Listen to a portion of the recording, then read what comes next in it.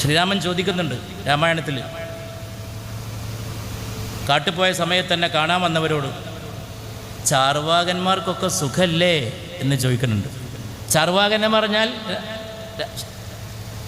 നാട്ടിലെ ന്യൂനപക്ഷമാണ്, എണ്ണത്ത് കുറഞ്ഞൊരു വിഭാഗമാണ്. ന്യൂനപക്ഷ സമുദായത്തിന് സുഖല്ലേ എന്നാണ് ശ്രീരാമചന്ദ്രൻ ചോദിക്കുന്നത്. ഞാനങ്ങനെ രാമായണം വായിച്ചത്. ഞാൻ രാമായണം പ്രഭാഷണം നടത്തിയിട്ടുണ്ട് തൃശ്ശൂരിൽ. ഡോക്ടർ സുകുമാർ അഴീക്കോട് നടത്തിയത്, പിന്നെ അതിൻ്റെ സംഘാടകർ അഴീക്കോട് മാഷെ നിര്യാണത്തിന് ശേഷം.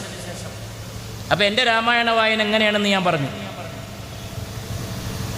എല്ലാവരും പരിഗണിക്കലാണ് രാമായണം, എല്ലാവരും ചേർത്ത് പിടിക്കലാണ് രാമായണം. അങ്ങനെയാണ് ശ്രീരാമചന്ദ്രൻ ചോദിക്കുന്നത്, ചാർവാകന്മാർക്ക് സുഖല്ലേ, അവർക്ക് ബുദ്ധിമുട്ടൊന്നുമില്ലല്ലോ.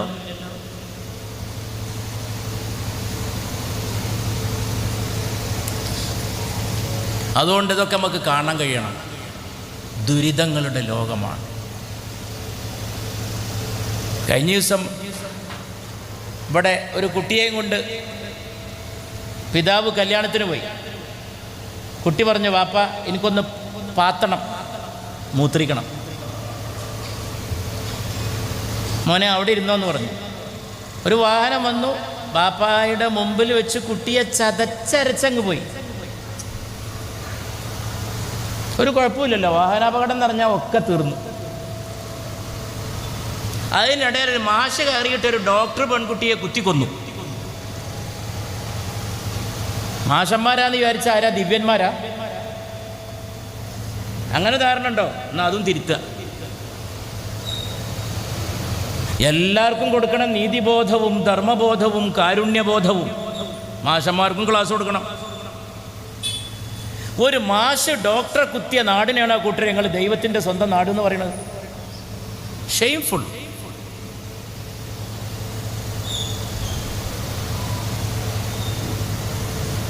സകല ആശുപത്രിയിലും അടുത്ത കാലത്തായിട്ട് അക്രമമാണ്. കയറുക, ഗ്ലാസ് അടിച്ച് പൊളിക്കുക. എവിടെയെങ്കിലും ഡോക്ടർക്ക് ഒരു കൈപ്പഴ പറ്റിയാൽ പിന്നെ സകല ഡോക്ടറുടെയും മേക്കെട്ട് കയറില്ല. മലയാളി എന്ന് പറഞ്ഞാൽ മേക്കെട്ട് കയറാനുള്ള ലൈസൻസാണോ? മലയാളി എന്ന് പറഞ്ഞാൽ ആരുടെയും മേക്കെട്ട് കയറാനുള്ള ലൈസൻസാണോ? ഇപ്പൊ പിന്നെ പുതിയൊരു സാധനം വന്നിട്ടുണ്ട്, മയക്കുമരുന്ന് അഡിക്റ്റാണ്. പിന്നെ കേസിൻ്റെ ഗൗരവം അവസാനിച്ചു. ഇനിയിപ്പോൾ മാഷ് മയക്കുമരുന്നുകാരനാവും. ഇപ്പം തന്നെ ആവുന്നുണ്ട്. അങ്ങനെ വൈകി പോകാറില്ല പരിപാടികൾക്ക്. പക്ഷേ ഇന്ന് പുറപ്പെടുമ്പോൾ നമ്മൾ ഈ പൊതുരംഗത്താണ്. അവിടെ വീട്ടിലൊരു വലിയൊരു സംഘം ആളുകളൊരു വലിയ വിഷയം, ഒരു ചർച്ച, അതിൽ പങ്കെടുത്ത് നീണ്ടുപോയതല്ല, ഇറങ്ങാൻ പറ്റാത്തൊരു സാഹചര്യം ഉണ്ടായി. നീണ്ടൊന്നും പോയിട്ടില്ല, അത് നിങ്ങൾ ക്ഷമിക്കണം. നിങ്ങൾ പലരും നേരത്തെ എത്തിക്കാണും, ഞാനും തന്നെ അതുകൊണ്ടൊന്നും കഴിച്ചിട്ടൊന്നുമില്ല, നേരത്തെ പുറപ്പെട്ടു പോന്നതാണ്. ഈ സദസ്സിൽ എത്തിച്ചേരാൻ സാധിച്ചതിൽ വളരെ വലിയ സന്തോഷമുണ്ട്. എനിക്കിവിടെ ഒന്നേ പറയാനുള്ളൂ, ഇതുപോലുള്ള സംരംഭങ്ങളാണെന്ന് എല്ലാ നാട്ടിലും ആവശ്യം, എല്ലാ പ്രദേശത്തും. പ്രാദേശികമായിട്ട് തന്നെ ഇതുപോലുള്ള സംഘടിത സംരംഭങ്ങൾ ഉദിച്ചുയർന്ന് പരിലസിക്കണം. അത് നാടിൻ്റെ ആവശ്യമാണ്, സമൂഹത്തിൻ്റെ ആവശ്യമാണ്, നമ്മുടെ ആവശ്യമാണ്. നമ്മുടെ ഭാവി തലമുറയ്ക്ക് വേണ്ടി നാം കരുതി വെക്കേണ്ട മൂലധനമാണ്. സ്വാസ്ഥ്യത്തോടെ ജീവിക്കണമെന്ന് ആഗ്രഹിക്കാത്ത ആരെങ്കിലും ഉണ്ടോ ഈ ലോകത്ത്? ആരുമില്ല. ആത്മഹത്യ ചെയ്യുന്നവർ പോലും ഒരു നിമിഷത്തിൽ ഒരബദ്ധത്തിൽപ്പെട്ട് ബുദ്ധിമോശം കൊണ്ട് ചെയ്തു പോകുന്നതാണ്. അവരും ആഗ്രഹിച്ചത് സ്വസ്ഥമായ ജീവിതമാണ്. സ്വസ്ഥമായ ജീവിതം തേടാത്ത ആരും ഈ ലോകത്തില്ല. വ്യക്തികൾ, കുടുംബങ്ങൾ, സമൂഹങ്ങൾ, സമുദായങ്ങൾ, ജനതതികൾ, ജനവിഭാഗങ്ങൾ, ജനസഞ്ചയങ്ങൾ എല്ലാവരും തേടുന്നത് സ്വാസ്ഥ്യമാണ്. എങ്കിൽ ആ സ്വാസ്ഥ്യത്തെ സാക്ഷാത്കരിക്കാൻ സമൂഹത്തിൽ ചില കാര്യങ്ങളൊക്കെ ഉണ്ടായിരിക്കണം, ചില സന്തുലിതാവസ്ഥകൾ, ചില സഹിഷ്ണുതാപരമായിട്ടുള്ള വ്യവഹാരങ്ങൾ, സഹവർത്തിത്വത്തിൻ്റെ പ്രോജ്വല മാതൃകകൾ ഉണ്ടായിരിക്കണം. അരീക്കോട് പോലൊരു സ്ഥലത്ത് ഇങ്ങനെ ഒന്ന് ഉയർന്നു വന്നത് വളരെ വലിയൊരു കാര്യമാണ്. അരീക്കോട് എന്ന് കേൾക്കുമ്പോൾ എനിക്കൊക്കെ വളരെ വൈകാരികമായിട്ടുള്ള ഒരു നാമധേയമാണ്, ഒരു സ്ഥലപ്പേരാണ്. ഞാനിവിടെ ഇരിക്കുമ്പോൾ അപ്പുറത്തെ എൻ്റെ സുഹൃത്ത് സഫറുള്ളയോടും ഇപ്പുറത്ത് ബഹുമാനപ്പെട്ട അബ്ദുറഹ്മാൻ സാഹിബിനോടും എൻ്റെ സുഹൃത്ത് തന്നെയായ അബ്ദുറഹ്മാൻ സാഹിബിനോടും ഞാൻ പറയായിരുന്നു, അരീക്കോട് എന്ന് കേൾക്കുമ്പോൾ ഞാൻ ഉടനെ ഓടിയെത്ത എൻ്റെ പ്രീ ഡിഗ്രി കാലത്തേക്കാണ്, ഫാറൂഖ് കോളേജ് ക്യാമ്പസിലേക്കാണ്. ഞാൻ മിനിഞ്ഞാന്നും അവിടെ ഒരു ചടങ്ങിന് പോയിരുന്നു. ഇപ്പോഴും ഇന്നും ഇവിടെ ഉച്ചക്കൊരു ചടങ്ങിന് പോകാനുണ്ട്.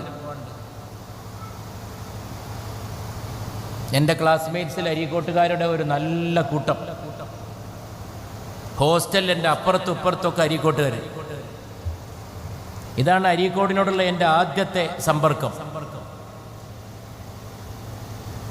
അരീക്കോടിൻ്റെ മറ്റു പ്രത്യേകതകളൊന്നും ഞാൻ അരീക്കോട്ടുകാരോട് പറയുന്നതിൽ അർത്ഥമില്ല. വിദ്യാഭ്യാസത്തിൽ,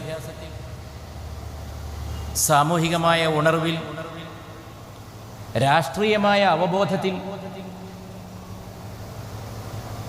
ഒക്കെ മുന്നണിയിൽ നിന്നിട്ടുള്ള പ്രദേശമാണ്. മലപ്പുറം ജില്ലയിലെ പ്രത്യേകതകളുള്ള ഓരോ പ്രദേശത്തിനും ഒരു പ്രത്യേകത കാണും. ആ പ്രത്യേകതകളൊക്കെ നിലനിർത്തണം. വലിയ വലിയ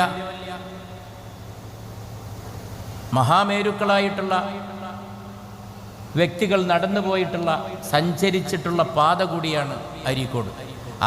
അവരോടും അവരിൽ ചിലരോടൊക്കെ ബന്ധപ്പെടാനും ഭാഗ്യമുണ്ടായ ഒരാളാണ് ഞാൻ. അരീക്കോട്ടെ സാധാരണക്കാരോടും അരീക്കോട്ടിൽ നിന്ന് ഉയർന്നു വന്ന നേതാക്കളോടും പണ്ഡിതന്മാരോടും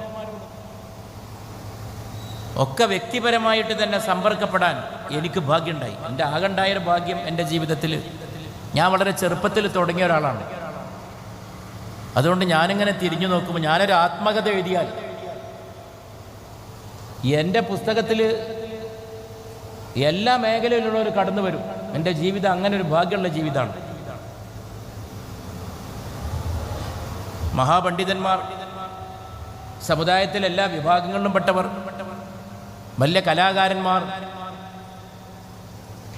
അഭിനേതാക്കൾ, നടന്മാർ, സമുന്നതരായ നേതാക്കൾ, വലിയ ഗായകർ. ഇന്നലെ ഞാൻ ചെയ്തൊരു പണി ജയചന്ദ്രനെ കുറിച്ചൊരു ലേഖനം എഴുതലായിരുന്നു. സമയം കിട്ടിയില്ല. ഈ പരിപാടികളുടെ പാച്ചിലിൻ്റെ ഇടയിൽ ഇടയ്ക്ക് ഇരുന്നിട്ട് മാതൃഭൂമി, മലയാളത്തിൻ്റെ മഹാഗായകൻ യേശുദാസും ജയചന്ദ്രനുമാണ്. അത് എഴുതി തീർത്തു, രാത്രി കൊടുത്തു. അപ്പം എൻ്റെ മനസ്സിലുടനീളം ജയചന്ദ്രനുമായി ഞാൻ നടത്തിയിട്ടുള്ള സമ്പർക്കങ്ങളും ഞങ്ങളുടെ ബന്ധങ്ങളുമാണ്. അത് വലിയ ഭാഗ്യമാണ്. പലരോടും ബന്ധപ്പെടാൻ നമുക്ക് കഴിയുന്നത് ഒരു ഭാഗ്യമാണ്. ഞാനൊക്കെ ചെറിയ ആളാണ്. പക്ഷെ നമ്മൾ വലിയ ആളുകളോട് ബന്ധപ്പെടുമ്പോൾ നമ്മുടെ ജീവിതത്തിന് ചില പ്രാധാന്യം കൈവരും. അങ്ങനെയാണ് എൻ്റെ വിശ്വാസം. അല്ലെങ്കിലും ഒരാളെ കണ്ടുമുട്ടുന്നത് ഭാഗ്യമാണ്. Every meeting is great, every meeting is rare. ഓരോ സംഗമവും അപൂർവമാണ്. ആ ആളെ പിന്നെ കണ്ടോളന്നില്ല. അതുകൊണ്ടാണ് ഞാൻ അപൂർവം എന്ന് പറയുന്നത്. ഞാൻ ഒരാളെ കണ്ടു, ഇനി ആ ആളെ ഞാൻ മരിക്കുന്നതിന് മുമ്പ് എപ്പോഴെങ്കിലും കണ്ടോളന്നൊരു നിർബന്ധമില്ല. ഞാൻ എൻ്റെ ജീവിതത്തിൽ ഒരിക്കൽ കണ്ട ഒരാളെ പിന്നെ കാണുന്ന എന്ത് ഗ്യാരണ്ടി? ഇംഗ്ലീഷിൽ പഴമൊഴിയുണ്ട്, ഒരു വഴിക്ക് പോകുമ്പോൾ ഹസ്തദാനം ചെയ്യാൻ വേണ്ടി ഒരാൾ കൈ നീട്ടിയാൽ, ഷെയ്ക്ക് ഹാൻഡിന് വേണ്ടി ഒരാൾ കൈ നീട്ടിയാൽ ഉടനെ നീ തിരിച്ച് ഹസ്തദാനം ചെയ്തേക്കണം. കാരണം ആ മനുഷ്യനെ നീ നാളെ വീണ്ടും കണ്ടില്ലെന്ന് വന്നേക്കാം.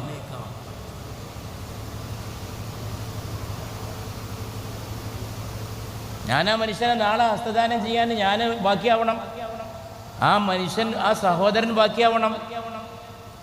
ഞങ്ങൾ വീണ്ടും കണ്ടുമുട്ടണം. ബാക്കിയായിട്ടും കാര്യമില്ല.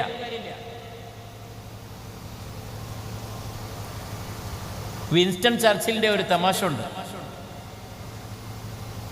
മഹാനായ ബ്രിട്ടീഷ് പ്രധാനമന്ത്രി, ലോകത്തെ വലിയ ഡെമോക്രാറ്റ്സ്, വലിയ ജനാധിപത്യവാദികളുടെ കൂട്ടത്തിൽ എഴുതി വെക്കേണ്ട പേരാണ് ബ്രിട്ടീഷ് പ്രധാനമന്ത്രി വിൻസ്റ്റൺ ചർച്ചിലിൻ്റെ പേര്. വലിയ പ്രൈം മിനിസ്റ്ററായിരുന്നു, നല്ല ഹ്യൂമറസ് ആയി, നർമ്മം. വലിയ രാഷ്ട്രീയ നേതാക്കളൊക്കെ വലിയ നർമ്മമുള്ളവരായിരുന്നു. എബ്രഹാം ലിങ്കൺ വലിയ നർമ്മമായിരുന്നു. പരിശുദ്ധ റസൂൽ മുഹമ്മദ് നബി സല്ലല്ലാഹു അലൈഹി വസല്ലം നർമ്മം പറഞ്ഞിരുന്നു. അപൂർവമായിട്ടെങ്കിലും. ഒരു നർമ്മവും ഇല്ലാത്തവരെയാണ് സൂക്ഷിക്കേണ്ടത്. ഞാനിപ്പോൾ സഫറിനോട് പറയായിരുന്നു, ഞാൻ ഇവിടെ ഇരിക്കുമ്പോൾ കുറേ ചിരിച്ചു. നിങ്ങൾ അരീക്കോട്ടുകാർ വളരെ ഹ്യൂമറസ് ആണല്ലേ എന്ന് ഞാൻ ചോദിച്ചു. അരീക്കോട്ടുകാർ ഞാൻ കണ്ട ആളുകളൊക്കെ രസികന്മാരാണ്. ഞാൻ കണ്ടുമുട്ടിയ അരീക്കോട്ടുകാരിൽ അരസികന്മാർ ആരുമില്ല എന്ന് തന്നെ പറയണം. എൻ്റെ സതീർത്ഥ്യരിൽ, എൻ്റെ അധ്യാപകരിൽ ഒക്കെ അരീക്കോട്ടുകാരുണ്ടായിരുന്നു. എൻ്റെ സുഹൃത്തുക്കളിൽ. ഇതൊക്കെയാണ് സമൂഹത്തിൽ നിലനിർത്തേണ്ടത്. ചർച്ചിലിനെ കാണാൻ വേണ്ടിയിട്ടൊരു ഫോട്ടോഗ്രാഫർ വന്നു. ഫോട്ടോ എടുക്കാനുള്ള കമ്പം കൊണ്ട് വന്നതാണ്. ഒരുപാട് ഫോട്ടോ എടുത്തു. ഫോട്ടോ എടുത്തിട്ടും തൻ്റെ ക്യാമറയുടെ ദാഹം തീരാതെ ചർച്ചിലിനെ പോലൊരു വലിയ മനുഷ്യനെ മുമ്പിൽ കണ്ടുകിട്ടിയ അഭിമാനത്താൽ വിജൃംഭിതനായി ആ ഫോട്ടോഗ്രാഫർ ചോദിച്ചു, ഒരു പോർട്രേറ്റും കൂടി എടുത്തോട്ടെ സർ, എന്നെ അനുവദിക്കുമെന്ന്? പോർട്രേറ്റ്, ഒരു പൂർണ്ണ ചിത്രം.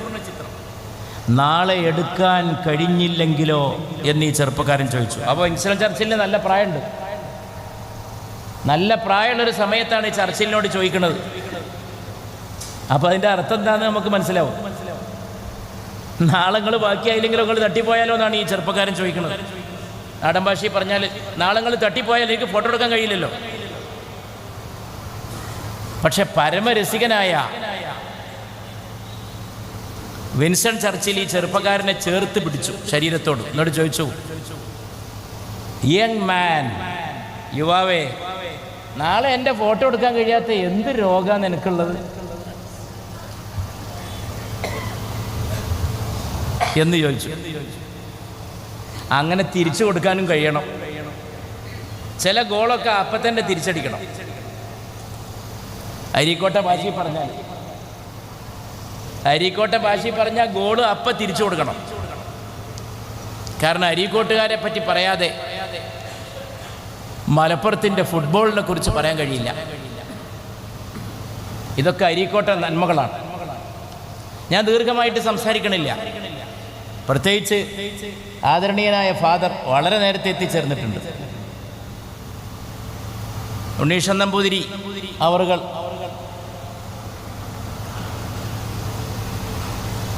വളരെ നേരത്തെ എത്തിച്ചേർന്നിട്ടുണ്ട്. ഉണ്ണീസ്ന എന്നാണ് പറയേണ്ടത്, മാമുക്കോയുടെ ബാലസ്ന. അതൊക്കെ നമ്മുടെ നാടിൻ്റെ സൗഭാഗ്യമാണ്. അത് തെറ്റി പറഞ്ഞതല്ല. അങ്ങനെ പറയുന്നൊരു മലയാളം ഇവിടെ ഉണ്ട്. ബാലസ്ന എന്ന വിളിയിൽ അത് ബാലകൃഷ്ണൻ എന്ന വാക്ക് തെറ്റായിട്ട് പറയല്ല, അതൊരു വല്ലാത്ത സ്നേഹമാണ്. അങ്ങനെയാണ് അതിനെ കാണേണ്ടത്. മാമുക്കോയുടെ മലയാളം അഥവാ മലബാറിലെ മലയാളം, കുറച്ചുകൂടി സൂക്ഷ്മമായിട്ട് പറഞ്ഞാൽ കോഴിക്കോട്ടെ മലയാളം. ഞാൻ എത്രയോ സ്ഥലത്ത് സംസാരിച്ചിട്ടുണ്ട് അരീക്കോട്ടെ മലയാളത്തെക്കുറിച്ച്. നിങ്ങൾക്കൊരു പക്ഷേ കൗതുകം ഉണ്ടാവും. ഞാൻ പറയാറുണ്ട്, മലയാളം എല്ലായിടത്തും ഒന്നല്ല.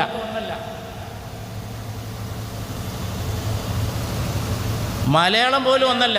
പിന്നെ എന്തിനാണ് ഇതിൻ്റെയൊക്കെ പേരിൽ തർക്കം? വള്ളുവനാടൻ മലയാളം വളരെ മനോഹരമാണ് എന്ന് വെച്ച് അത് മലപ്പുറം ജില്ലയുടെ ഒരു ഭാഗത്താണ് ഈ വള്ളുവനാടൻ മലയാളം.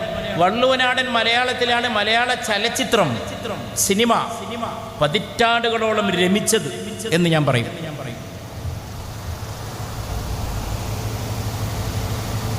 അപ്പം അതൊക്കെ മാറി.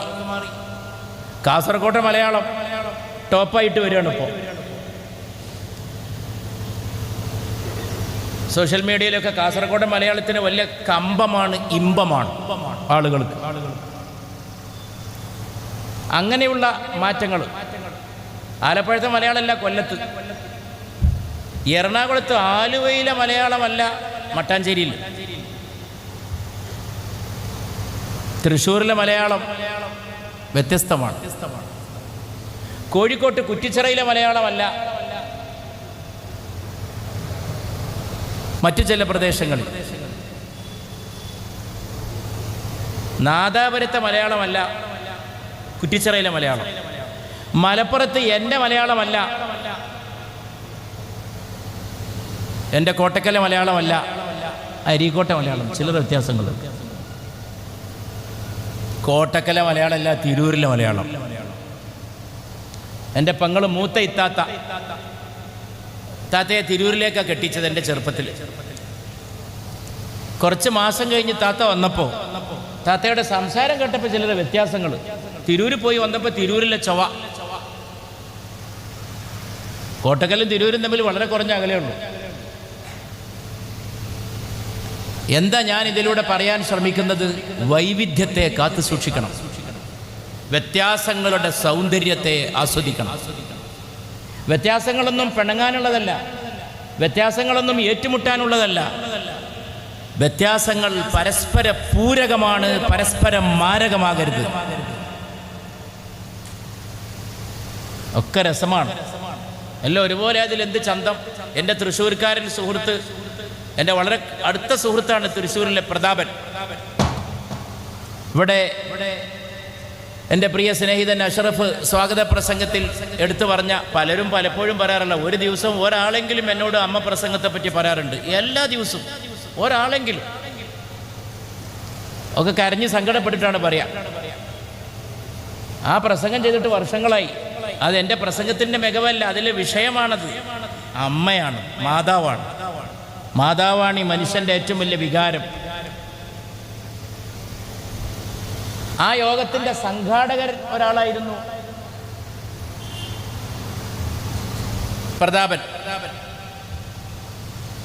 പ്രതാപൻ്റെ സംസാരം ഞാൻ ശ്രദ്ധിച്ച് കേൾക്കും. ഞാൻ സ്നേഹപ്രതാപൻ എന്നാണ് പ്രതാപനെ വിളിക്കുക. വളരെ സ്നേഹമുള്ള എൻ്റെ സുഹൃത്താണ്, വളരെ ഉറ്റമിത്രമാണ്. പ്രതാപൻ സംസാരിക്കുമ്പോൾ ഞാൻ ശ്രദ്ധിച്ച് കേൾക്കും. തൃശ്ശൂരിലെ മലയാളം, ഇതൊക്കെ ആസ്വദിക്കപ്പെടേണ്ടതാണ്. ഇതൊക്കെ ആസ്വദിക്കണം. വ്യത്യാസങ്ങളെ സംഘർഷത്തിനുള്ള ഉപകരണമാക്കാം, സംഘടനകൾക്കുള്ള ഉപാധിയാക്കാം, അതിനെ ഒരു സൗന്ദര്യശാസ്ത്രമാക്കി വികസിപ്പിക്കുകയും ചെയ്യാം. അതൊരു സൗന്ദര്യശാസ്ത്രമാണ്. എല്ലാവരും ഒറ്റ ഭക്ഷണം കഴിച്ചുകൊണ്ടിരുന്നാൽ ഈ ലോകത്തിന് എന്ത് കാര്യം? നമ്മൾ തന്നെ എല്ലാ ദിവസവും അല്ല, ഭക്ഷണത്തിന് വൈവിധ്യം ഉണ്ടാവണം. ഭക്ഷണത്തിന് വൈവിധ്യം ഉണ്ടാവണം. ഡ്രസ്സ് എല്ലാവരും ഒന്നണിഞ്ഞാൽ, കേരളത്തിൽ എൻ്റെ ചെറുപ്പത്തിലൊന്നും ഈ ചൂടിദാർ, ശരിക്കത് ചൂടിദാറാണ്, ചൂരിദാർ എന്നും പറയാം. ചുടി, വള, ചൂരി, വളയണിഞ്ഞവൾ, അങ്ങനെയാണ് ആ ഡ്രസ്സിൻ്റെ പേര് വരുന്നത്. അതൊരു ഉത്തരേന്ത്യൻ വസ്ത്രധാരണ രീതിയാണ്. അതെങ്ങനെ ഉണ്ടായിന്ന് ചിന്തിക്കുന്നവർക്ക് മനസ്സിലാവും. അല്പം ആലോചിച്ചാൽ ശരീരത്തിൻ്റെ മിക്ക ഭാഗങ്ങളും മറക്കുന്ന സ്ത്രീയുടെ വേഷവിധാനമാണ് ചുരിദാർ. അപ്പോൾ അതൊരു പ്രത്യേക സമുദായത്തിൽ നിന്ന് വന്നതായിരിക്കും എന്നുള്ളത് ഉറപ്പാണ്. എന്നിട്ട് ആ സമുദായം മാത്രമാണോ ഇവിടെ നിന്ന് ചുരിദാർ അണിയണത്? ഇന്ത്യ വ്യാപകമായി അതിനെ സ്വാഗതം ചെയ്തു. നെഹ്റു അണിഞ്ഞിരുന്ന പൈജാമ ഷെർവാനി അതൊരു പ്രത്യേക സമുദായത്തിൽ നിന്ന് വന്നതാണ്. ഞാനീ പറഞ്ഞ രണ്ട് സമുദായം മുസ്ലിം സമുദായമാണ്. ഈ രണ്ട് ഡ്രസ്സും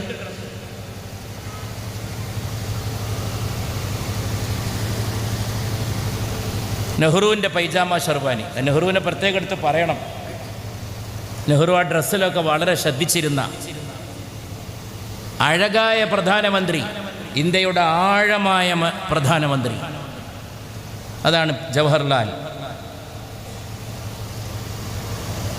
ആ നെഹ്റു ആ ഡ്രസ്സ് അണിഞ്ഞിങ്ങനെ നിന്നാൽ നെഹ്റുവിൻ്റെ പ്രഭാഷണം പോലെ, നെഹ്റുവിൻ്റെ ഭാഷ പോലെ, നെഹ്റുവിൻ്റെ വേഷവും. ഇംഗ്ലണ്ടിൽ നെഹ്റു പ്രസംഗിക്കണം. ലണ്ടനിൽ ഒരു കുട്ടി വീട്ടിലേക്ക് വിളിച്ചു പോയി പറഞ്ഞു എന്നാണ് ആ യോഗം കഴിഞ്ഞിട്ട്, അമ്മേ ഇന്ത്യയുടെ പ്രധാനമന്ത്രി വന്നിരിക്കുന്നു, ട്രൗസർ ഇട്ടിട്ടില്ല. ട്രൗസർ എന്ന് പറഞ്ഞാൽ പാൻറ്റ് അല്ല, നമ്മളെ നാട്ടിൽ പറയുന്ന മാതിരി മുട്ട് വരെയുള്ള അതിനല്ല ട്രൗസർ എന്ന് പറയാം. ഇംഗ്ലീഷിൽ ട്രൗസർ എന്ന് പറഞ്ഞാൽ പാൻസാണ്. നെഹ്റു ട്രൗസർ ഇട്ടിട്ടില്ല എന്ന് ഈ കുട്ടി പറയാൻ കാരണം, കാലുമലിങ്ങനെ ഇറുകി ഇട്ടിട്ടുള്ള സാധനമാണ് പൈജാമ. കാലിനോട് ചേർന്ന് കിടക്കും, കാലിനോട് ചുറ്റിപ്പിണഞ്ഞ് കിടക്കും. പുറത്തുനിന്ന് നോക്കുമ്പോൾ കാല് കാണുന്ന പോലെ ഉണ്ടാവുള്ളൂ. ഈ കുട്ടിക്ക് അറിയുന്നവർക്കറിയാം അത് മനോഹരമാണ് ഈ പൈജാമ. അതിങ്ങനെ ചുരുണ്ട് ചുരുണ്ട് പല പൈജാമ ഉണ്ട്. ചില പൈജാമ കാലിനോട് ഇങ്ങനെ ചുരുണ്ട് പോകും, വള്ളി പടർന്ന പോലെ. മരത്തിൽ മരക്കൊമ്പിൽ വള്ളി പടർന്ന പോലെ. അപ്പം നെഹ്റു ഒരു പാൻറ് ഇട്ടിട്ടില്ല എന്നാണ് ഈ കുട്ടിക്ക് തോന്നിയത്. ആ വേഷവിധാനം അതൊക്കെ അവിടെ ഇരിക്കട്ടെ. ആദരണീയനായ ഫാദർ, ഞാനൊരു തമാശ പറഞ്ഞോട്ടെ. സഫറുദ്ദീൻ ഞാനും തമ്മിൽ ഫാദറെ വേഷത്തെപ്പറ്റി ഇഷ്ടംപോലെ ഈ വേഷം ഞാൻ കണ്ടിട്ടുള്ളതാണ്, നമ്മളൊക്കെ കാണുന്നതാണ്. ഞാൻ ഇഷ്ടംപോലെ ക്രൈസ്തവ സമ്മേളനങ്ങളിൽ പോയിട്ടുള്ള ഒരാളാണ്. ക്രൈസ്തവ ഫാദർമാരുടെ സമ്മേളനത്തിൽ പോലും ഞാൻ പോയിട്ടുണ്ട്, എന്നെ ക്ഷണിച്ചിട്ടുണ്ട്. ഫാദർമാരുടെ അഖില ലോക സമ്മേളനത്തിലേക്ക് എൻ്റെ ക്രൈസ്തവ സഹോദരങ്ങൾ എന്നെ ക്ഷണിച്ചിട്ടുണ്ട്. അത് യൂട്യൂബ് കിടക്കുന്നുണ്ട് എൻ്റെ സംസാരം. അതോ ഭാഗ്യമാണ്, ഇതൊക്കെ ഭാഗ്യമാണ്. മനുഷ്യന്മാരെ കാണുന്നത് ഭാഗ്യമാണ്, ഒന്നിച്ചിരിക്കുന്നത് ഭാഗ്യമാണ്, പരിചയപ്പെടുന്നത് ഭാഗ്യമാണ്, കണ്ടുമുട്ടുന്നത് ഭാഗ്യമാണ്. അതുകൊണ്ടാണ് പരിശുദ്ധ റസൂൽ തിരുനബി മുഹമ്മദ് നബി എപ്പോഴും ഉണർത്തിയത് സല്ലല്ലാഹു അലൈഹി വസല്ലം, നീ എല്ലാവരെയും ഗ്രീറ്റ് ചെയ്യൂ, അഭിവാദ്യം ചെയ്യൂ എന്നാണ് പറയുന്നത്. മതം കൊണ്ട് നടക്കുന്നവരെല്ലാവരും കൂടി അതിനെ പല രീതിയിൽ വ്യാഖ്യാനിച്ചിട്ടുണ്ടാവും. ഞാൻ ആ വ്യാഖ്യാനങ്ങൾക്കൊന്നും എനിക്ക് താല്പര്യമില്ല. ഞാനതിൻ്റെ സ്പിരിറ്റിലേക്ക് നോക്കൂ. ഗ്രീറ്റ് എവരിബഡി, ഇതാണ് മുഹമ്മദ് നബി പറഞ്ഞത്. എല്ലാവരെയും അഭിവാദ്യം ചെയ്യൂ സല്ലല്ലാഹു അലൈഹി വസല്ലം. അതിൻ്റെ സംഘടനാപരമായ വ്യാഖ്യാനങ്ങളൊക്കെ എന്നെ സംബന്ധിച്ച് അപ്രസക്തമാണ്. അങ്ങനെയുള്ള വ്യാഖ്യാനങ്ങളൊന്നും നബി ഉദ്ദേശിച്ചതല്ല, അത്ര എനിക്ക് പറയാനുള്ളൂ. സല്ലല്ലാഹു അലൈഹി വസല്ലം. എല്ലാവരും ഇന്ന് പറഞ്ഞതിലെല്ലാം പെട്ട് ബുദ്ധിയുള്ളവന് മനസ്സിലാവും. എല്ലാവരെയും മദീനയിലേക്ക് തിരുനബി കടന്നു വരികയാണ്. ഞാൻ എൻ്റെ സംസാരം ദീർഘിപ്പിക്കല്ല, അങ്ങനെ ഒന്ന് രണ്ട് കാര്യം പറഞ്ഞ് അവസാനിപ്പിക്കാം. ഇവിടെ ഇവരൊക്കെ സംസാരിക്കാണ്ട് ഞാനാകെ വൈകി വന്ന ആളുമാണ്. വൈകി വന്നിട്ടേറെ സമയം എടുക്കുന്നത് ഒട്ടും ഭൂഷണമല്ല. എനിക്ക് വേറെ 2-3 പരിപാടി ഉച്ചയ്ക്ക് മുമ്പേനുണ്ട്.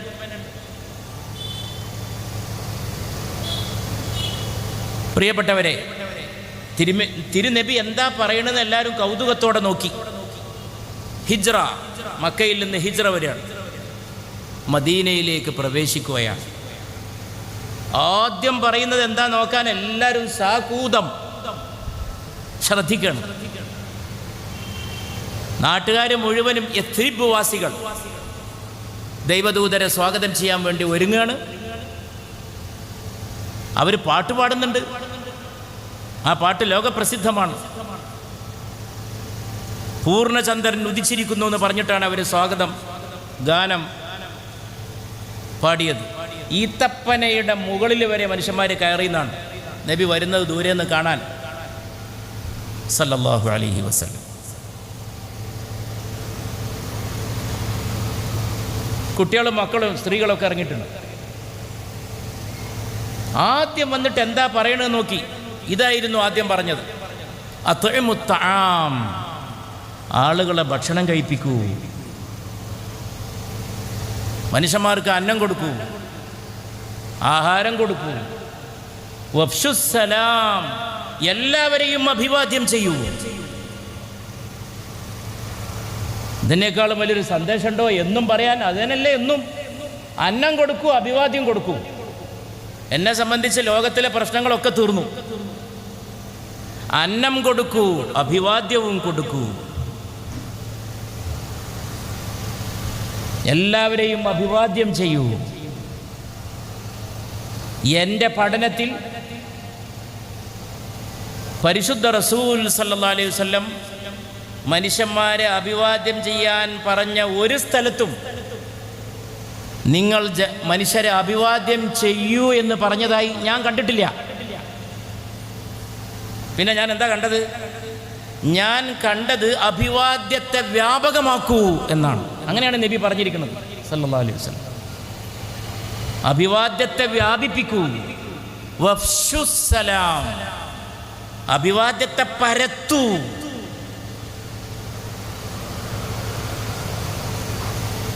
Spread the greetings. അവിടെ പിന്നെ ഭേദങ്ങളില്ല. ഒരിത്തിരി അന്തം മതി ഇതൊക്കെ മനസ്സിലാക്കാൻ. വ്യത്യാസമില്ല. അഭിവാദ്യത്തെ വ്യാപിപ്പിക്കൂ. Spread it, വ്യാപിപ്പിക്കൂ, പരത്തൂ. കണ്ടവനൊക്കെ അഭിവാദ്യം ചെയ്യൂന്ന്, സലാം ചെയ്യൂന്ന്.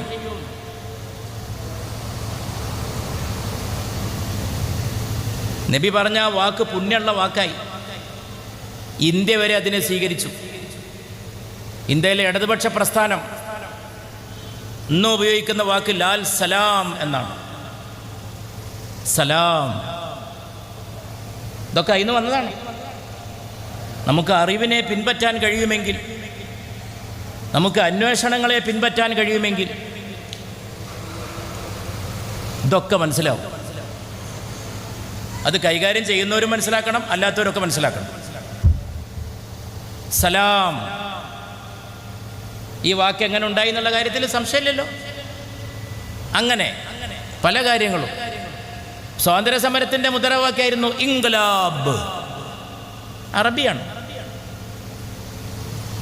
ഇൻക്ലാബ്. ഉറുദു ആണ്, ഹിന്ദിയാണെന്നൊക്കെ പറയും.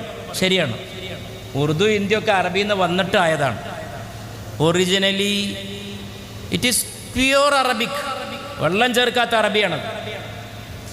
ഒരു തുള്ളി വെള്ളമില്ലേ, ശുദ്ധ അറബി വാക്കാണത്. ഇൻക്ലാബ്, മാറ്റം, വിപ്ലവം, പരിവർത്തനം.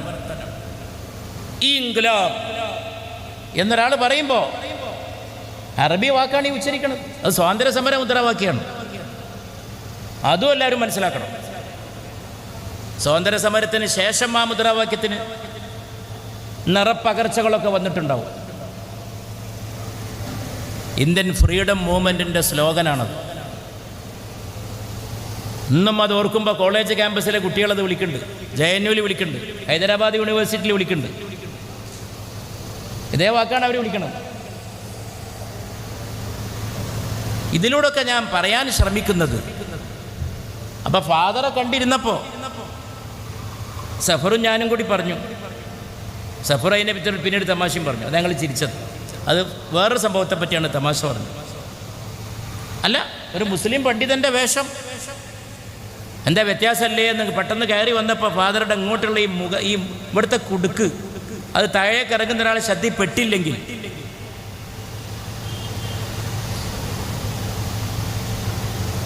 എന്താ ഇപ്പം വ്യത്യാസം? കന്യാസ്ത്രീയുടെ വസ്ത്രവും പർദ്ദയും തമ്മിൽ എന്താ വ്യത്യാസം? ഒരിത്തിരി വിശാല വീക്ഷണമാണെന്ന് മാത്രം. കുടുസായി പോണവർക്ക് മുഴുവൻ വ്യത്യാസമാണ്.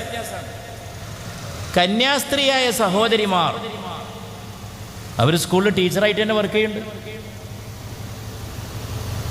പിന്നെപ്പോൾ അങ്ങനെ ഒരു വേഷം ഒരു കുട്ടി സ്കൂളിലിട്ട് വന്നതിന് എന്തിനാ അത്ര വലിയ കുഴപ്പമുണ്ടായത്? അടുത്ത സംസ്ഥാനത്ത് എത്ര ആലോചിച്ചിട്ട് മനസ്സിലാവണില്ല.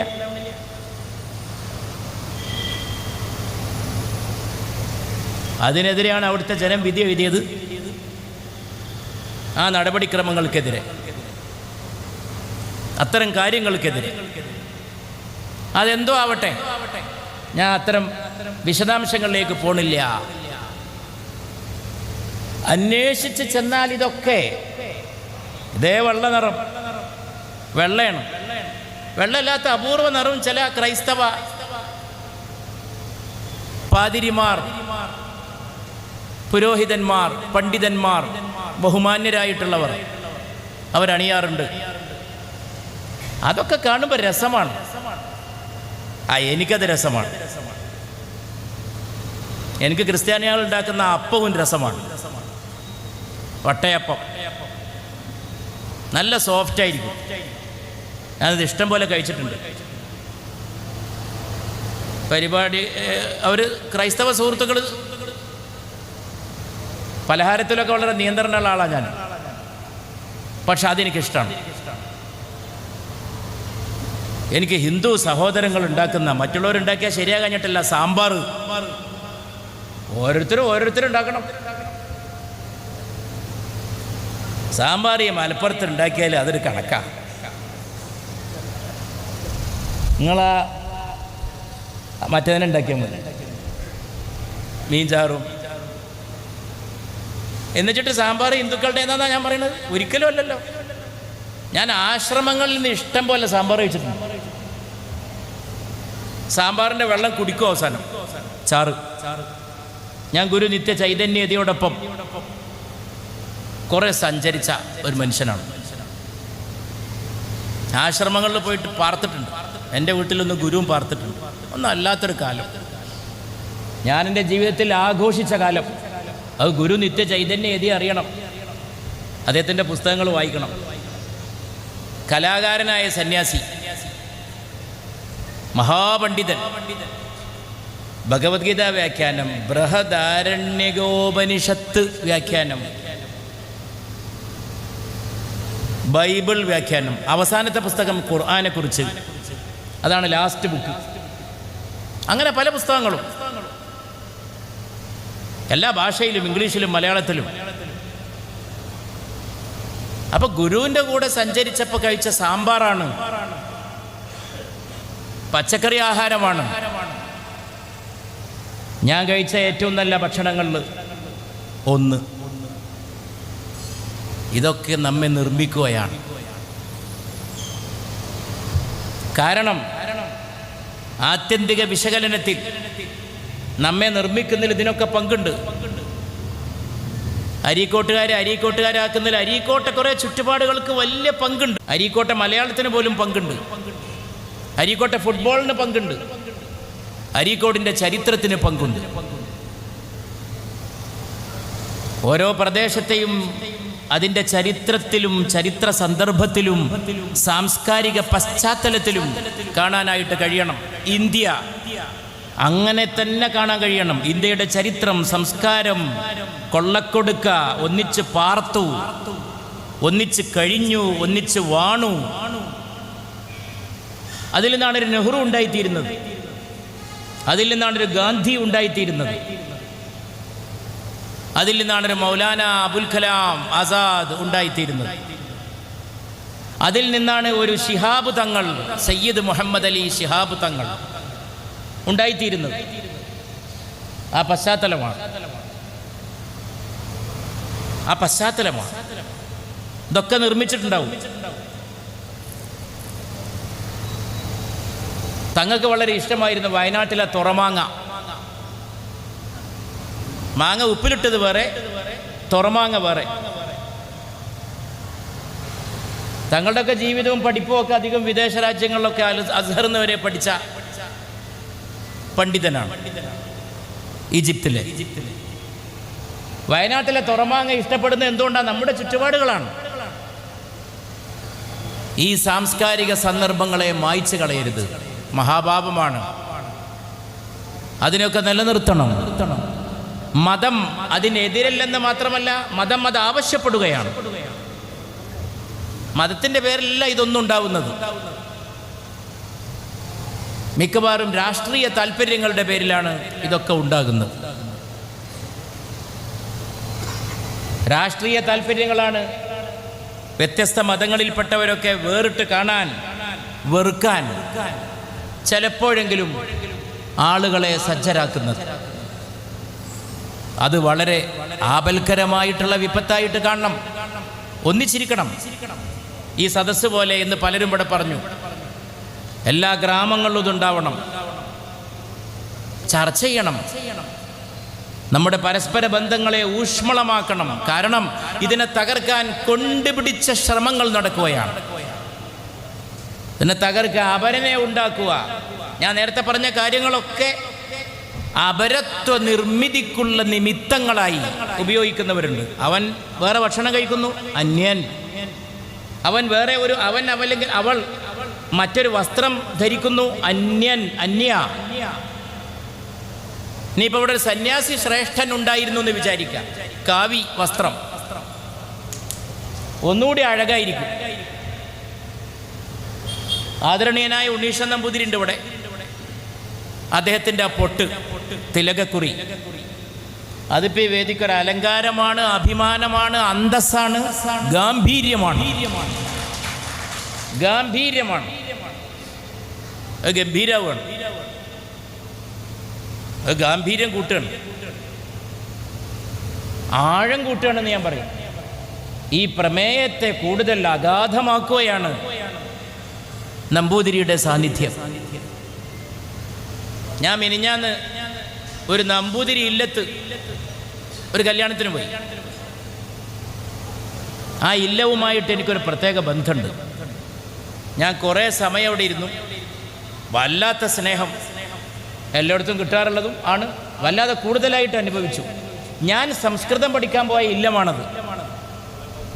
എൻ്റെ ചെറുപ്പത്തിൽ ഞാൻ സംസ്കൃതം പഠിക്കാൻ വേണ്ടി പോയത് ആ ഇല്ലത്തേക്കാണ്.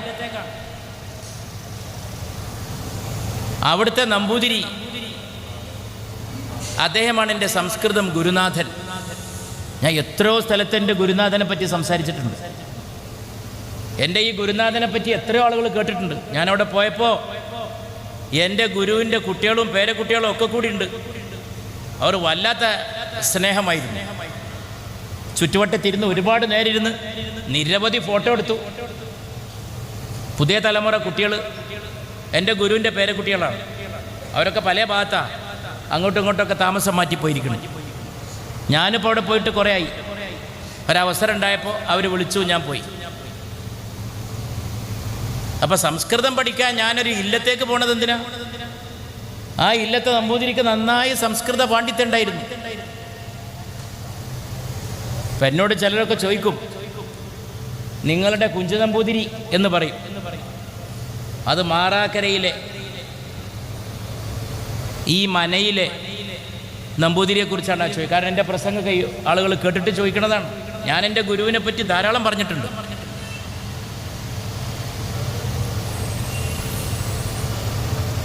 പാർലമെൻറ്റിൻ്റെ മകുടത്തിൽ ഞാൻ ഉപനിഷത്ത് എഴുതി വെച്ചത് കണ്ട് വായിച്ചപ്പോൾ അതിനെപ്പറ്റി പറയുമ്പോഴും ഞാൻ എൻ്റെ ഗുരുനാഥനെ പറ്റി പറഞ്ഞിട്ടുണ്ട്. ഒരു നമ്പൂതിരി ഇല്ലത്തെ ഒരു കർഷകൻ, ഒരു സംസ്കൃത പണ്ഡിതൻ. അപ്പം നമ്മുടെയൊക്കെ ഗ്രാമങ്ങളുടെ പഴയ പാരമ്പര്യം ഒന്ന് ആലോചിക്കണം. ഒരു നമ്പൂരി ഇല്ലത്തെ ഇല്ലം പാഠശാലയാണ്. ഇങ്ങനെയുള്ള കാര്യങ്ങൾ ഇതൊക്കെ നമ്മെ അഗാധമാക്കും, നമ്മുടെ ആഴം കൂട്ടും. ഇവിടെ ഇപ്പോൾ ഒരു സന്യാസി ഉണ്ടായിരുന്നെങ്കിൽ, ഞാൻ വെറുതെ പറഞ്ഞതല്ല, ഉണ്ണീശ നമ്പൂതിരിയുടെ തിലകക്കുറി ആ ദൗത്യം ഭംഗിയായി നിർവഹിക്കുന്നുണ്ട്. അതോടൊപ്പം ഈ സന്ദർഭത്തിൻ്റെ വർണ്ണശബളിമയെ അതൊന്നുകൂടി വൈവിധ്യ സമ്പൂർണവും സൗന്ദര്യ സാകല്യവും ആക്കി തീർക്കുമായിരുന്നു. അങ്ങനെ ഒന്നിവിടെ ഉണ്ടായിരുന്നെങ്കിൽ. ഇല്ലാഞ്ഞിട്ടല്ല, ഈ വ്യത്യാസങ്ങളെ ഉൾക്കൊണ്ടുകൊണ്ട് പോകാൻ നമുക്ക് സാധിക്കട്ടെ. കൂടിയിരിക്കുക. ഇപ്പം ഇങ്ങനൊന്നും പോരാ. ഇവിടെ കണ്ടൊരു മെച്ചം വേദിയിൽ മാത്രമല്ല, സദസ്സിലുണ്ട് ഈ വൈവിധ്യം. ഇത് വേദിയിൽ മാത്രം ഉണ്ടായാൽ പോരാ, അത് വ്യാപകമാക്കണം, കൂടിയിരിക്കണം. ഈ സാംസ്കാരികമായ പ്രത്യേകതകൾ അങ്ങോട്ടും ഇങ്ങോട്ടും കൈമാറാനുള്ളതാണ്. അതിന് നമുക്ക് സാധിക്കട്ടെ എന്ന് ആശംസിക്കുക മാത്രമാണ് ഞാൻ ചെയ്യുന്നത്. വല്ലാത്തൊരു പേരാണ് ഈ സംഘടനയ്ക്ക് നിങ്ങൾ നൽകിയിട്ടുള്ളത്, കിനാവ്. അഷ്റഫ് അതിനെക്കുറിച്ച് ഇവിടെ പറഞ്ഞു. അഷ്റഫിനെയും സുഹൃത്തുക്കളെയും ഞാൻ മുക്തകണ്ഠം അനുമോദിക്കുകയാണ് ഇങ്ങനൊരു പേര് തിരഞ്ഞെടുത്തതിനും. കിനാവ് എന്ന് പറയുന്നത് വല്ലാത്തൊരു വാക്കാണ്. വാക്കുകൾക്കൊന്നും പകരം വേറെ വാക്കില്ല. അത് സ്വപ്നമാണ്. ഇനി സ്വപ്നം എന്ന് പറഞ്ഞാൽ തന്നെ മലയാളത്തിൽ വളരെ സുന്ദരമായ വാക്കാണ്. ഇപ്പം ഞാൻ ഇവിടെ നിന്ന് ആലോചിച്ചാൽ എവിടെയൊക്കെ മലയാളത്തിൽ ഗാനങ്ങളുടെ വരെ സ്വപ്നം എന്ന വാക്ക് വന്നിട്ടുണ്ടാവും. സ്വപ്നം വെറുമൊരു സ്വപ്നം, സ്വപ്നം സ്വപ്നം സ്വപ്നം. ഒരു വളരെ പ്രസിദ്ധമായിട്ടുള്ള ഗാനമാണ്.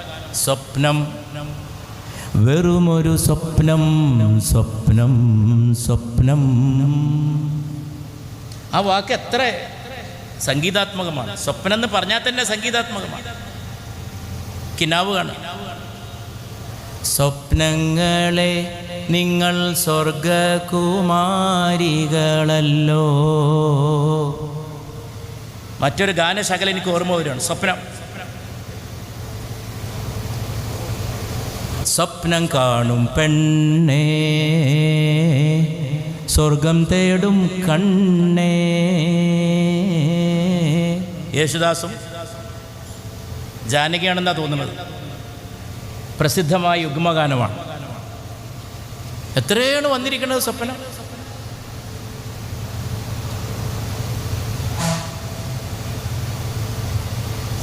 അതിനേക്കാളൊക്കെ എനിക്ക് ഇഷ്ടം സ്വപ്നങ്ങൾ അലങ്കരിക്കും നമ്മുടെ വീടു കണ്ട് സ്വർഗം നാണിക്കുന്നു എന്നും, സ്വർഗം നാണിക്കുന്നു.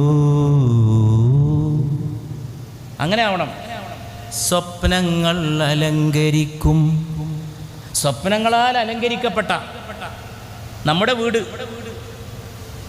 എല്ലാവർക്കും സ്വപ്നം, നല്ല സ്വപ്നം. മോശപ്പെട്ട സ്വപ്നം ആരും കൊണ്ടു നടക്കില്ല. മോശപ്പെട്ട സ്വപ്നത്തെ ദുസ്വപ്നം എന്നാണ് പറയാ. ഭീകര സ്വപ്നം എന്നാണ് പറയാ. അതാരും ആഗ്രഹിക്കില്ല. പേടിച്ചോ മനുഷ്യൻ. സ്വപ്നം കാണുക എന്ന് പറഞ്ഞാൽ തന്നെ നല്ലത് ഭാവനയിൽ കാണുക എന്നാണ് അർത്ഥം. നല്ലതേ ആരും സ്വപ്നം കാണാൻ ആഗ്രഹിക്കും. അതെൻ്റെ സ്വപ്നമാണ്, ദാറ്റ് ഈസ് മൈ ഡ്രീം എന്നൊരാൾ പറഞ്ഞാൽ അത് ഞാൻ നേടാൻ ഉദ്ദേശിക്കുന്ന ലക്ഷ്യമാണ്, അത് ഞാൻ എത്തിച്ചേരേണ്ട ലക്ഷ്യസ്ഥാനമാണ് എന്നാണ് ഉദ്ദേശിക്കുന്നത്. അപ്പം സ്വപ്നങ്ങൾ അലങ്കരിച്ചാൽ, സ്വപ്നങ്ങൾ അലങ്കരിക്കും നമ്മുടെ വീടു കണ്ട് സ്വർഗം നാണിക്കുന്നു എന്നും, സ്വർഗം നാണിക്കുന്നു. നിങ്ങളെല്ലാവരും സമ്മതത്തോടെ നല്ല സ്വപ്നങ്ങളാൽ നമ്മുടെ വീട് മാത്രമല്ല നാട് അലങ്കരിക്കപ്പെടട്ടെ എന്ന് ആശംസിച്ചുകൊണ്ട് ഇത് നല്ലൊരു സംരംഭമായിട്ട് വളരട്ടെ. ഇടക്കിടക്ക് സൗഹൃദത്തിൻ്റെ സന്ദേശം അരീക്കോട്ടിൽ നിന്ന് മുഴങ്ങട്ടെ, രാജ്യം മുഴുവൻ പരക്കട്ടെ, എല്ലാവരും കേട്ടുണരട്ടെ, ദിഗന്ധങ്ങൾ അതിൽ പ്രതിധ്വനിക്കട്ടെ എന്നാശംസിച്ചുകൊണ്ട് മനുഷ്യന്മാരൊക്കെ സ്നേഹവും, ഏതായാലും ഇത് കുറച്ച് കാലത്തേക്കേ ഉള്ളൂ ഈ ജീവിതം. ഇപ്പോൾ ഞാൻ കഴിഞ്ഞ കുറച്ച് ദിവസമായിട്ട് ആലോചിക്കണം, ദുരന്തങ്ങളുടെ ഒരു കാലമാണ്.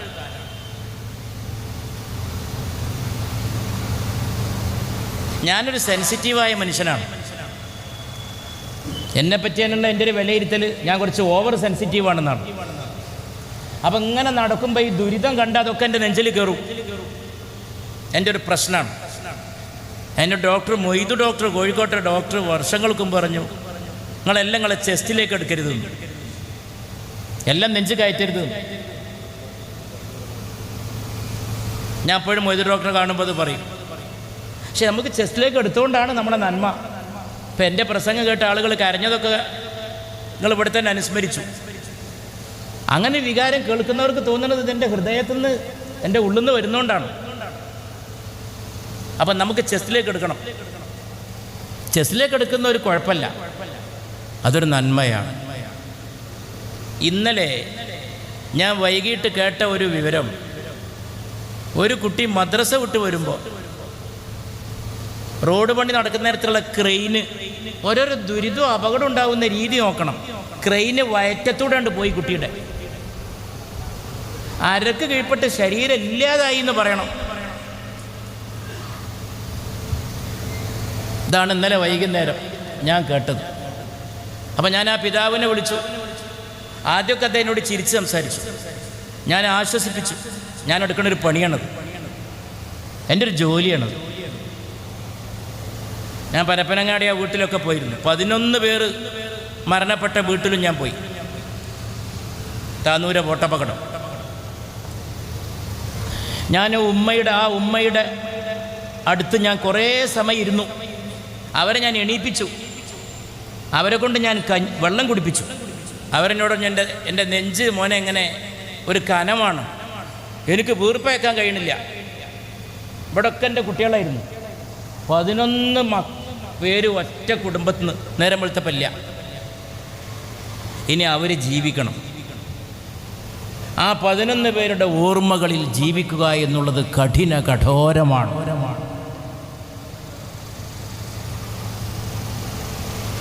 അതിനേക്കാളും ഞാൻ വിഷമിച്ചത്, ഇതൊന്നും പറയാൻ തന്നെ കഴിയില്ല, ആ പോലീസുകാരനായ സഹോദരൻ്റെ വീട്ടിൽ പോയിട്ടാണ്. ഈ 11 പേര് മരിച്ചെടുത്ത് പോയത് സഹിക്കാം.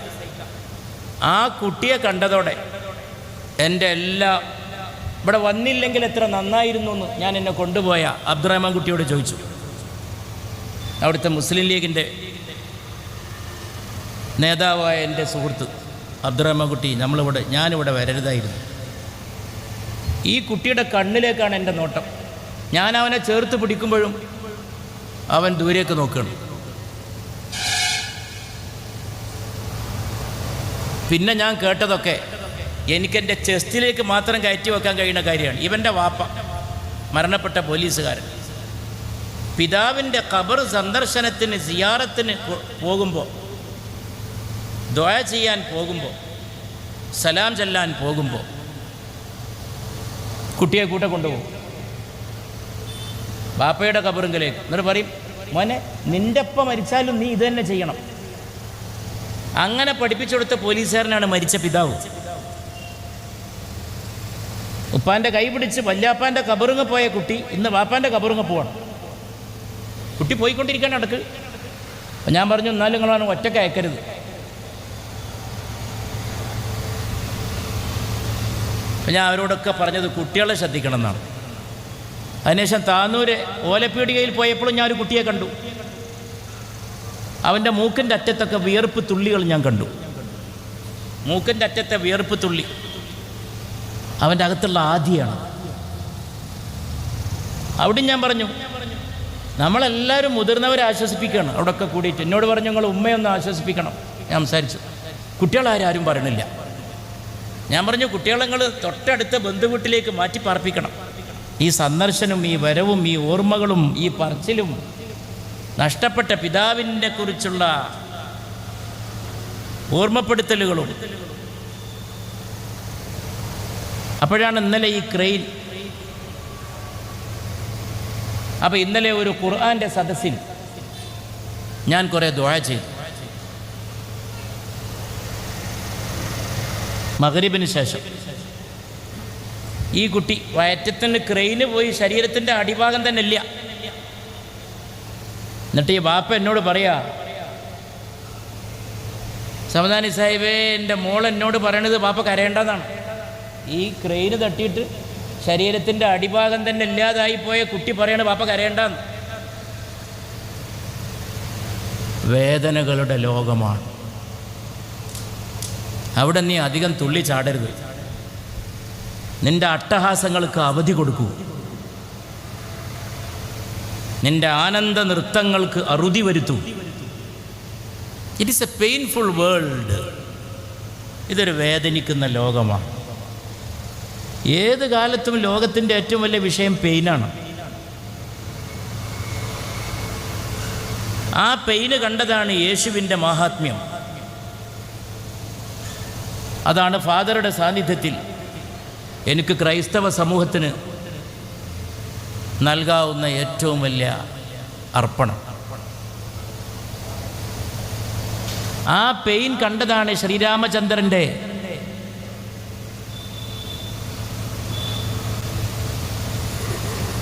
മാനസവിലാസം.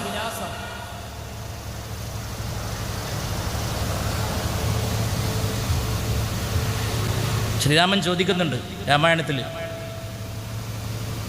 കാട്ടുപോയ സമയത്ത് തന്നെ കാണാൻ വന്നവരോട് ചാർവാകന്മാർക്കൊക്കെ സുഖല്ലേ എന്ന് ചോദിക്കുന്നുണ്ട്. ചാർവാകൻ എന്ന് പറഞ്ഞാൽ നാട്ടിലെ ന്യൂനപക്ഷമാണ്, എണ്ണത്ത് കുറഞ്ഞൊരു വിഭാഗമാണ്. ന്യൂനപക്ഷ സമുദായത്തിന് സുഖല്ലേ എന്നാണ് ശ്രീരാമചന്ദ്രൻ ചോദിക്കുന്നത്. ഞാനങ്ങനെ രാമായണം വായിച്ചത്. ഞാൻ രാമായണം പ്രഭാഷണം നടത്തിയിട്ടുണ്ട് തൃശ്ശൂരിൽ. ഡോക്ടർ സുകുമാർ അഴീക്കോട് നടത്തിയത്, പിന്നെ അതിൻ്റെ സംഘാടകർ അഴീക്കോട് മാഷെ നിര്യാണത്തിന് ശേഷം. അപ്പോൾ എൻ്റെ രാമായണ വായന എങ്ങനെയാണെന്ന് ഞാൻ പറഞ്ഞു.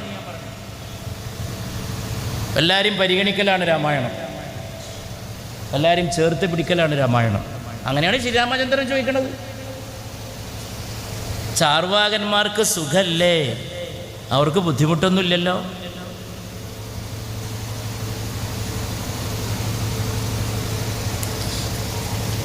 അതുകൊണ്ട് ഇതൊക്കെ നമുക്ക് കാണാൻ കഴിയണം. ദുരിതങ്ങളുടെ ലോകമാണ്. കഴിഞ്ഞ ദിവസം ഇവിടെ ഒരു കുട്ടിയെയും കൊണ്ട് പിതാവ് കല്യാണത്തിന് പോയി. കുട്ടി പറഞ്ഞു, വാപ്പ എനിക്കൊന്ന് പാത്തണം, മൂത്രിക്കണം. മോനെ അവിടെ ഇരുന്നോന്ന് പറഞ്ഞു. ഒരു വാഹനം വന്നു, ബാപ്പായുടെ മുമ്പിൽ വെച്ച് കുട്ടിയെ ചതച്ചരച്ചങ്ങ് പോയി. ഒരു കുഴപ്പമില്ലല്ലോ, വാഹനാപകടം എന്ന് പറഞ്ഞാൽ ഒക്കെ തീർന്നു. അതിനിടയിൽ ഒരു മാഷ് കയറിയിട്ട് ഒരു ഡോക്ടർ പെൺകുട്ടിയെ കുത്തിക്കൊന്നു. മാഷന്മാരാന്ന് വിചാരിച്ച ആരാ? ദിവ്യന്മാരാ? അങ്ങനെ ധാരണ ഉണ്ടോ? എന്നാൽ അതും തിരുത്തുക. എല്ലാവർക്കും കൊടുക്കണം നീതിബോധവും ധർമ്മബോധവും കാരുണ്യബോധവും. മാഷന്മാർക്കും ക്ലാസ് കൊടുക്കണം. ഒരു മാഷ് ഡോക്ടറെ കുത്തിയ നാടിനാണ് ആ കൂട്ടർ ഞങ്ങൾ ദൈവത്തിൻ്റെ സ്വന്തം നാട് എന്ന് പറയുന്നത്. ഷെയിംഫുൾ.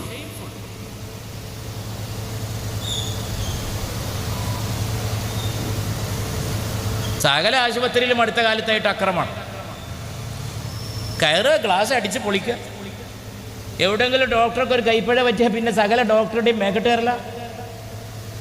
മലയാളി എന്ന് പറഞ്ഞാൽ മേക്കെട്ട് കയറാനുള്ള ലൈസൻസാണോ? മലയാളി എന്ന് പറഞ്ഞാൽ ആരുടെയും മേക്കെട്ട് കയറാനുള്ള ലൈസൻസാണോ? ഇപ്പം പിന്നെ പുതിയൊരു സാധനം വന്നിട്ടുണ്ട്, മയക്കുമരുന്ന് അഡിക്റ്റാണ്.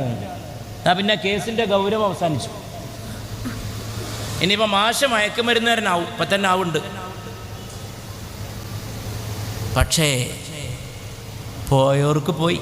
വന്ദനയുടെ അച്ഛനും അമ്മക്കും പോയി. ഒരു നഷ്ടപരിഹാരവും ഒരു നഷ്ടത്തിനും പരിഹാരമല്ല എന്നാണ് ഞാൻ പറയാറുള്ളത്. ഒരു നഷ്ടപരിഹാരവും ഒരു നഷ്ടത്തിനും പരിഹാരമല്ല. അവരെന്നെ മരിക്കണവരെ മകളുടെ ദുഃഖത്തിൽ ആ അമ്മയും അച്ഛനും മുഖാമുഖം നോക്കുക, രണ്ടാളും പരസ്പരം നോക്കുക, ദിനരാത്രങ്ങൾ അങ്ങനെ കഴിക്കുക. നമുക്ക് ആശ്വസിപ്പിക്കാം. അങ്ങനെയുള്ള ഒരു ലോകത്ത് നമ്മളായിട്ട് ദുരിതം ഉണ്ടാക്കരുത്. കുറഞ്ഞ കാലമേ ഉള്ളൂ. മനുഷ്യന്മാരിടയിലൊക്കെ സ്നേഹം പറയാം, ആരും വെറുക്കാതിരിക്കുക. നാരായണഗുരു പറഞ്ഞ മാതിരി, പ്രിയം അപരൻ്റെ അതൻ പ്രിയം, മറ്റുള്ളവൻ്റെ പ്രിയമാണ് എൻ്റെ പ്രിയം എന്ന് വരുത്താമോ എന്ന് നോക്കണം എന്ന് മാത്രം പറഞ്ഞുകൊണ്ട് അരീക്കോട്ടെ ഈ ഇന്നത്തെ പ്രഭാതം, ഇപ്പോൾ സംഗതി ഉച്ചയോടെ അടുത്തെങ്കിലും ഇതൊരു പ്രഭാതത്തിൽ തുടങ്ങാൻ ഉദ്ദേശിച്ച ഒരു പരിപാടിയാണ്. ഈ സുപ്രഭാതം എന്നെന്നും പ്രചോദനാത്മകമാകട്ടെ, പ്രകാശം പരത്തുന്നതാകട്ടെ എന്ന് ആശംസിച്ചുകൊണ്ട് എൻ്റെ സ്നേഹിതൻ അഷ്റഫിനും സഹപ്രവർത്തകർക്കും ഷൗക്കത്ത് അലി സാഹിബിനും അവരുടെ നേതൃത്വത്തിൽ നടക്കുന്ന എല്ലാ സംഗതികൾക്കും ആശംസകൾ നേർന്നുകൊണ്ട് ഒരപരാധം ചെയ്യാൻ എന്നെ അനുവദിക്കണം. എനിക്കൊരു സ്കൂളിൽ പോയിട്ട് കൊണ്ടോട്ട് EMBA കോളേജിലും പോയിട്ട് ഫറൂഖ് കോളേജിൽ എത്തണം. അപ്പോൾ എനിക്ക് നിങ്ങളൊന്ന് പോകാൻ അനുവാദം നൽകണം. ശരിയല്ല, അച്ഛനും ഉണ്ണീഷൻ നമ്പൂതിരിയൊക്കെ സംസാരിക്കുന്നതിന് മുമ്പ് ഇറങ്ങിപ്പോണത്. എൻ്റെ രീതി അനുസരിച്ച് ഞാൻ ഇരിക്കും. പക്ഷേ ഇന്നെനിക്ക് നമ്മുടെ ഈ ഉത്തരവാദിത്തങ്ങളിൽ വന്നു ചേരുന്നതാണ്. ക്ഷമിക്കണമെന്ന് പറഞ്ഞുകൊണ്ട് സദസ്സ് ഇളകാതെ നമ്മുടെ അതിഥികളെ കേൾക്കണം എന്ന് ബഹുമാനപ്പെട്ട സദസ്സിനോടും അപേക്ഷിച്ചുകൊണ്ട്, ഇതിങ്ങനൊരു സമ്മേളനം കൊണ്ട് അവസാനിക്കരുത്. കിനാവ് കണ്ടുകൊണ്ടേയിരിക്കണം, നല്ല കിനാവുകൾ, നല്ല കിനാവുകൾ കണ്ടുകൊണ്ടേയിരിക്കണം. നേരത്തെ ഞാൻ ഉദ്ധരിച്ച ഗാനശകലത്ത് പറയുന്ന പോലെ സ്വപ്നങ്ങൾ അലങ്കരിക്കും നമ്മുടെ വീട് കണ്ട്. അവിടെ തിരുത്തുക, സ്വപ്നങ്ങൾ അലങ്കരിക്കും നമ്മുടെ നാട് കണ്ട് സ്വർഗം നാണിക്കുന്നു എന്നും സ്വർഗം നാണിക്കുന്നു. ഇതിൻ്റെ ഉദ്ഘാടനം കാരുണ്യവാനായ ദൈവത്തിൻ്റെ നാമത്തിൽ. ഖുർആൻ എപ്പോഴും പറയുന്നത് കരുണാമയൻ കരുണാമയൻ കരുണാമയൻ, ദയാപരൻ ദയാപരൻ ദയാപരൻ. ബിസ്മില്ലാഹിർ റഹ്മാനിർ റഹീം റഹീം അർ റഹ്മാൻ അർ റഹ്മാൻ. ദൈവം എന്ന് പറയുമ്പോഴേക്ക് ഖുർആൻ പറയും കാരുണ്യവാൻ. ദൈവം എവിടെ പറയുന്നോ ഖുർആൻ പറയും ദയാപരൻ ദയാപരൻ ദയാപരൻ. ആ കാരുണ്യവാൻ്റെ തിരുനാമത്തിൽ എല്ലാവർക്കും ഒന്നിച്ച് ഉൾക്കൊള്ളാവുന്നൊരു വിശ്വാസ പ്രമാണമാണ്. എൻ്റെ ബഹുമാനപ്പെട്ട ഫാദർക്ക്, എൻ്റെ ബഹുമാനപ്പെട്ട ഉണ്ണീഷൻ നമ്പൂതിരിക്ക് കാരുണ്യവാനായ ദൈവത്തിൻ്റെ കാര്യത്തിൽ ഞങ്ങൾക്കാർക്കും നമുക്കൊന്നും ഒരു തർക്കമില്ല. ദൈവം കാരുണ്യവാനാണ്. അവൻ്റെ തിരുനാമത്തിൽ ഇതിൻ്റെ ഉദ്ഘാടനം നിർവഹിച്ചതായി അറിയിച്ച് എൻ്റെ എളിയ വാക്കുകൾ.